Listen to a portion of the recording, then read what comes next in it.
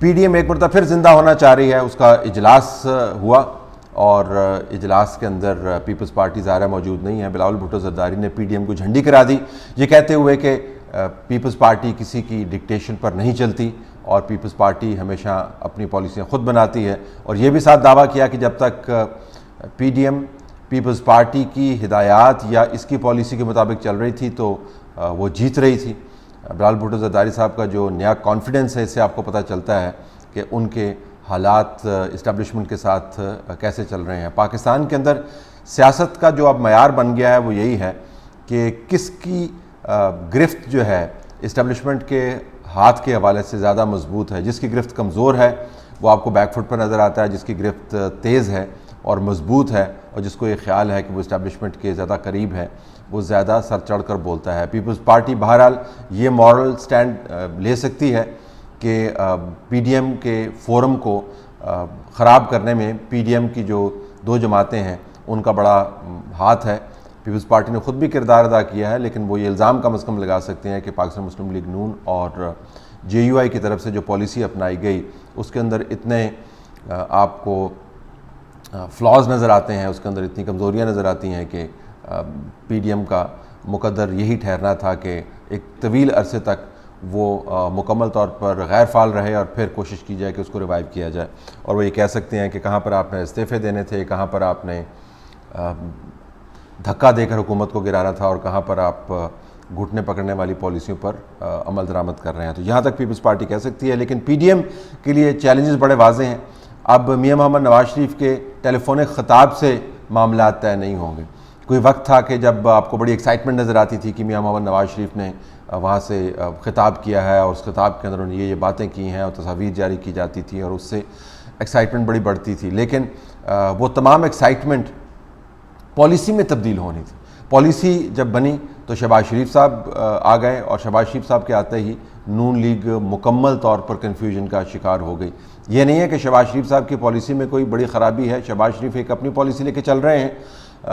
بہت سارے لوگ اس سے اتفاق نہیں کرتے ہیں. میرے خیال میں اس میں بہت بڑی بڑی کمزوریاں بھی ہیں، لیکن ان کی پالیسی کم از کم واضح ہے کہ انہوں نے چلنا کیسے ہے. نواز شریف صاحب نے ایک طرف سے شہباز شریف صاحب کے ہاتھ میں تمام معاملات دے دیے اور دوسری طرف یہ بھی کہنا شروع کر دیا کہ ہم نے جدوجہد کرنی ہے. تو جدوجہد والا بھی آپ بیانیہ چلا رہے ہیں اور ساتھ ساتھ شہباز شریف والا بیانیہ بھی چلا رہے ہیں.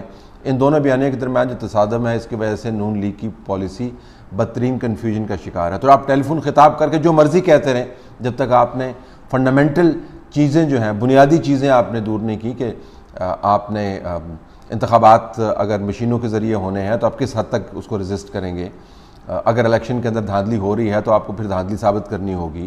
اگر آپ کے بندے توڑنے کی کوشش کی جا رہی ہے تو پھر آپ کو واضح انداز سے اس کے اوپر سٹینڈ لینا ہوگا. اگر آپ نے احتجاج کرنا ہے تو احتجاج کس قسم کا کرنا ہے اور کس حد تک آپ نے جانا ہے. یہ تمام چیزیں جو پی ڈی ایم کے پہلے مرحلے کے اندر بڑی اہم تھیں، دوسرے مراحل کے اندر بھی اتنی ہی اہم ہیں. ان کو جب تک آپ نے ریزالو نہیں کیا پارٹی کی حد تک، اس وقت تک یہ معاملات درست نہیں ہوں گے. جے یو آئی کے لیے بھی بڑا اہم ایشو ہے. وہ پی ایم ایل این کے ساتھ کھڑی ہوئی. مولانا فضل الرحمان کی بہت قریبی تعلقات رہے ہیں اور ابھی بھی ہیں آصف علی زرداری صاحب کے ساتھ، لیکن ان تعلقات کے باوجود انہوں نے یہ مناسب سمجھا کہ پاکستان مسلم لیگ نون کے ساتھ کھڑے ہیں اور پی ڈی ایم کے فورم کو آپ بچائیں.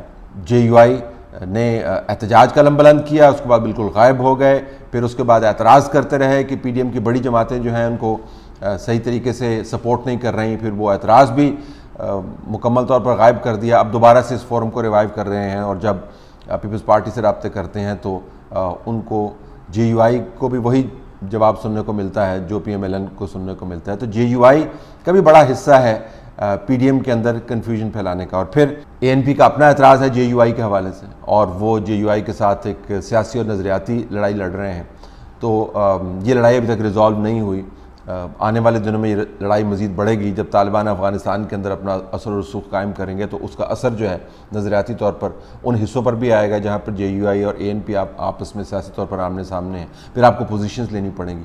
تو یہ تین بڑی جماعتوں کا میں نے ذکر کیا. باقی چھوٹی جماعتیں جو ہیں اس کے علاوہ جو لوگ منسلک ہیں ان کے ساتھ، وہ یہی دیکھ رہے ہیں کہ یہ بڑی جماعتیں جن کے کروڑ کروڑ ووٹس ان کو پڑھتے رہے ہیں یا لاکھوں کی تعداد میں جن کے فالورز موجود ہیں اگر وہ نسبتاً چھوٹی جماعتیں ہیں، یہ کر کیا رہے ہیں، یہ پاکستان کی سیاست کو کس طرف لے کے جا رہے ہیں. بہرحال ان کا کوئی اتنا حصہ بنتا نہیں ہے. پیپلز پارٹی، پاکستان مسلم لیگ نون، JUI عوامی نیشنل پارٹی، جب تک ان کے درمیان معاملات طے نہیں ہوئے تب تک PDM دوبارہ سے متحرک نہیں ہو سکتی۔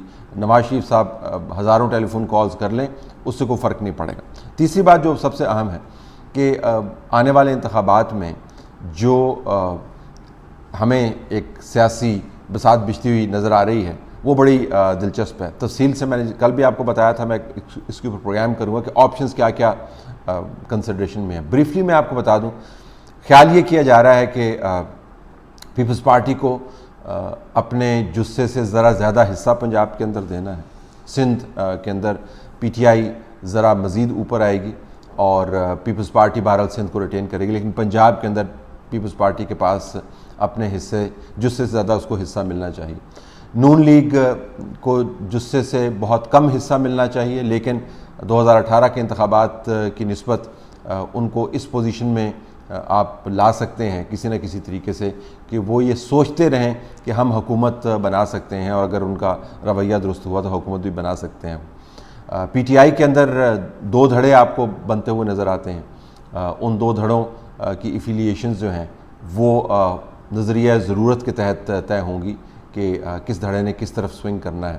کہنے کا مقصد یہ ہے کہ آنے والے انتخابات کے لیے جو نقشہ بنایا جا رہا ہے، جس کی تفصیل میں بعد میں آپ کو دوں گا، اس کے اندر آپ کو ایک ملی جلی حکومت نظر آتی ہے۔ اب ملی جلی حکومت پنجاب کے اندر، ملی جلی حکومت مرکز کے اندر، اور متبادل بھی ان کے پاس موجود ہے کہ عمران خان صاحب کو ایک اور ٹرم کے لیے ان کا رستہ ہموار کیا جائے، وہ متبادل بھی موجود ہے، لیکن وہ کہیں ترجیحات میں نیچے ہے۔ یہ ملی جلی حکومت بنانے کا جو نقشہ بن رہا ہے، اس سے متعلق PDM کی اپنی پالیسی کیا ہوگی، وہ کس حد تک آنے والے انتخابات کو سیاسی طور پر زندگی اور موت کا مسئلہ بنائیں گے، وہ کس حد تک اس لڑائی کو لڑنے کے لیے پہلے سے تیاری کریں گے۔ یہ وہ تمام چیزیں ہیں جس کے پیش نظر PDM کا فورم آپ کو حالات سے کٹا ہوا نظر آتا ہے۔ یہ میٹنگز، یہ بار بار کے ٹیلی فونک خطاب، یہ بار بار کا منت ترلا، یہ بار بار کہ آج ہم نے اس کو معطل کر دیا، آج ہم اس کو ریوائیو کر رہے ہیں، مکمل طور پر کنفیوژن پھیلاتا ہوا نظر آتا ہے۔ جو شیخ رشید اپنے دین سے بڑی زبردست باتیں کرتے ہیں، لیکن کبھی کبھی ان کا تیر نشانے پر بھی بیٹھ جاتا ہے۔ وہ کہتے ہیں کہ نالائق اپوزیشن ہے جس کا فائدہ حکومت کو ہو رہا ہے، تو اس حد تک وہ درست ہیں کہ اپوزیشن نے خود اپنی نالائقی ثابت کی ہے۔ اس کنفیوژن کو دور کرنے کی ضرورت ہے، اور یہ کنفیوژن اب مجھے دور ہوتی ہوئی نظر نہیں آتی، کیونکہ پیپلز پارٹی کا خیال ہے کہ PDM کے فورم کے اندر رہتے ہوئے ان کا سیاسی نقصان زیادہ ہے۔ PDM کے فورم سے اگر وہ ہٹ کے ایک درمیانی سی اپوزیشن کرتے رہیں تو ان کا فائدہ زیادہ ہے۔ جب یہ سیاسی بھاؤ تاؤ شروع ہو جاتا ہے، جب اس طرح کے تول ہونے لگ جاتے ہیں سیاسی طور پر، تو پھر فورمز کو متحد رکھنا بہت مشکل ہوتا ہے۔ PDM کے پاس ایک بہت اچھا موقع تھا، اس نے وہ موقع کھو دیا۔ اب دوبارہ سے اس موقع کو بناتے بناتے بڑے مہینے لگ جائیں گے۔ دیکھنا یہ ہے کہ ان تمام میٹنگز کے بعد PDM کی پالیسی میں کلیئرٹی آپ کو کہاں پر نظر آتی ہے۔ اعتراض کی سیاست ہوتی رہے گی، احتجاج کی سیاست ہوگی، یا معافی تلافی کی سیاست ہوگی۔ 3-4 آپشنز میں سے کس آپشن کے اوپر PDM اتفاق کرے گی، اس آپشن کو لے کے چلے گی۔ اس دوران بہرحال PDM کے لیڈران جو ہیں وہ ایک دوسرے کو مبارک دیتے رہیں گے کہ آج فورم کی میٹنگ ہو گئی اور آج ہم نے اس کو ریوائیو کر دیا، اور آج ہم نے بڑی زبردست پریس کانفرنس کر دی، آج 3 کالمی خبر لگ گئی، آج 2 کالمی خبر لگ گئی، آج 4 ٹاک شوز کے اندر ہم چلے گئے، پرسوں 5 ٹاک شوز کے اندر جانا ہے۔ آپ سیاست کو ایسے ہی گھماتے رہیں گے جب تک کلیئرٹی آپ اسٹریٹجک ایشوز کے اوپر نہیں لے کر آئیں گے، تو اسی حالت میں موجود رہیں گے جس حالت میں PDM اس وقت ہے۔